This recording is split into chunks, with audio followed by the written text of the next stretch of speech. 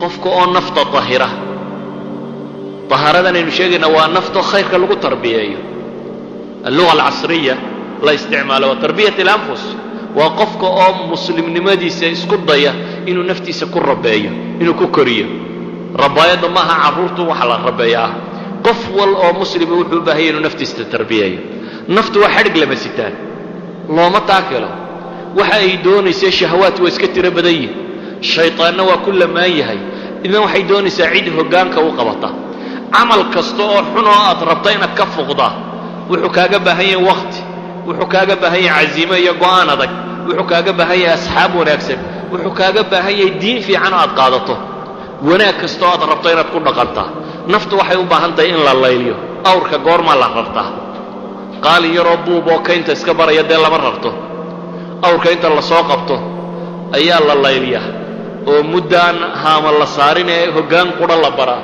oo kaynta la wadaa la ereriyaa oo kolba geed lagu xidhaa oo sanqadh badan la maqashiiya oo ood iyo wax lagu raraa aakhirka haama lagu raraa beri dambe hayin noqdaa iyo gurgurshaa yacni awrku maalinta koowaadba ma soo baxo hayin ama gurgurshaa ama wax la iska rarta ma noqdo ee muddaa la layliyaa nafta bini aadamkii waxay u baahan tahay in la layliyo maalinta hore salaatu leelka way kaa diidaysaa dadka ha xaman inta ugu taagelimaysa adigoo dhinaca xanta kaga jiro baad sarkaysaa heblaayo markay sheekada ku bilowdo aadna ka jawaabay baad arkaysaa waxaasoo dhan naftu way iska wadaysaa laakiin waxay u baahan tahay in hogaaninta lagu xidho la wado oo la layliyo oo la wado ilaa marka dambe dunuubta ay u soo urto oo xumuhu qofku uu la xumaado oo iimaanku uu dhadhan la yeesho sidaa awgeed buu nabigu salawaatullaahi wasalaamu calayhi wuxuu ku tilmaamayay إيمانك معان كيسا عدة هشاه وحكم إذا بولي 3 من فعلهن فقد ذاق طعم الإيمان بالنبي بولي صلوات الله وسلامه عليه صدح منك ددمية صدح منك صمية إيمانك ددن كيسي معانا وددمي إيمانك ددن معان بولي إلهي يلقو حدنا ددن معان بيلاد ولذلك واحد علماء السلف وحلق الشيقة wuxuu dhigay 20 sanadoodna naftaan qasbayay inay salaatul leelka u kacdo 20kii dambena waan macaansanayay buu leeyahay dhadhankeedii baan gaaray intii hore waan qasbayay buu leeyahay oo hoggaan baan ku hayay inaan layliyo laakiin markii dambe waxaan gaaray buu leeyahay in aan macaansado ilaahay la xidhiidhkiisa subxaanahu wa tacaala sidaa ogeed wuxuu nabigu leeyahay salawaatullaahi wasalaamu calayh 3 man facalahunna faqad daaqa طacma aliimaan saddex ninkii sameeya إيمانك معانك يسوود دمي من عبد الله عز وجل وحده منك إلهي سبحانه وتعالى كلي عابده وأعطى زكاة ماله طيب بها نفسه في كل عام وبحية زكاة حوله سيسقوا نفتي أي رال لكطهي والربين الزكاة استكوي ليري زكاة في عناب بحية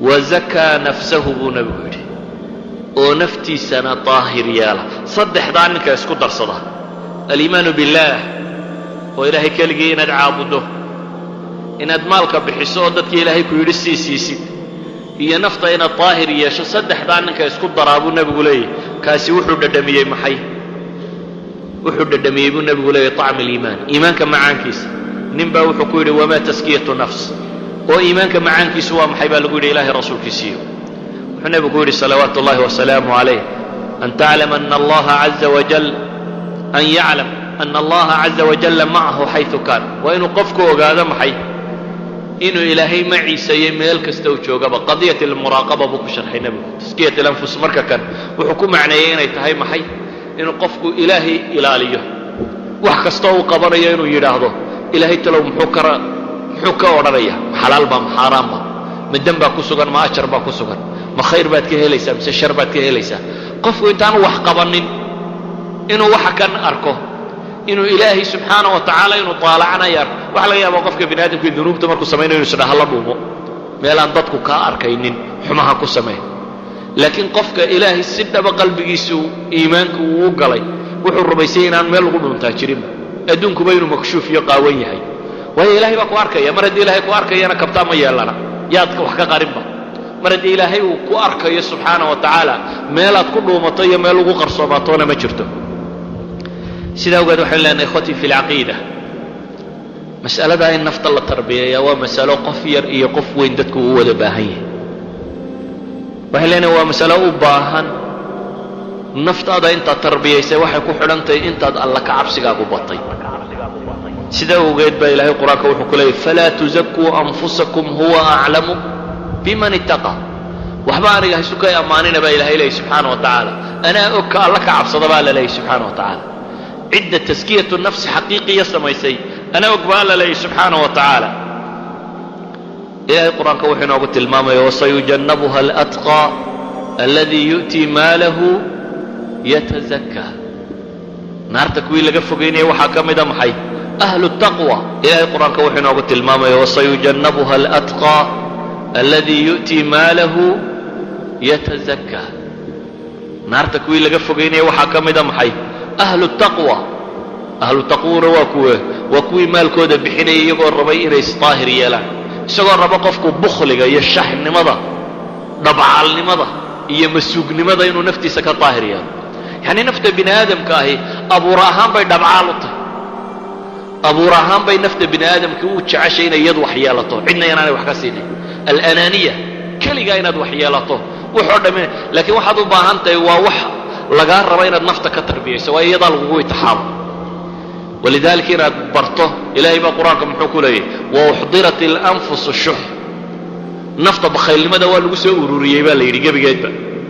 laakiin maxaa kale ilaahay yidhi waman yuuqa shuxa nafsihi faulaa'ika hum lmuflixuun. ninka awooda ee ilaahay qofka laga ilaaliyo bakhaylnimada naftiisu, waayo naftaadu yay ku bakhaylaysaa, aday kugu bakhaylaysaa. waxanaad ururinaysa waad ka dhiman un adigu ma lihid. inan iyo inankii u hadhatoona danka ma lihid. adigu maxaad leedahay? waxaad leedahay waxa aakhira kaaga sii horreeya.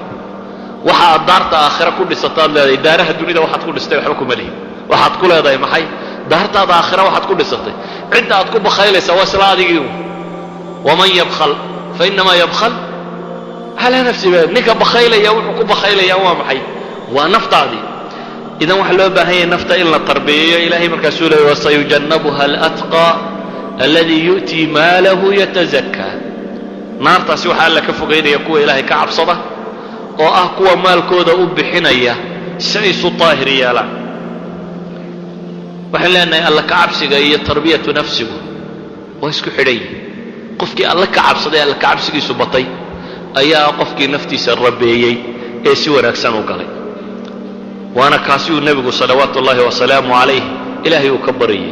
walidalik baa culammadu waxay yidhaahdaan taqwada iyo taskiyada la tilmaamayaaba waxa weeyaan qofkoo wixii xaaraanana ka dheeraada, wixii ma'muuraad ee la farayna la yimaado oo sameeya.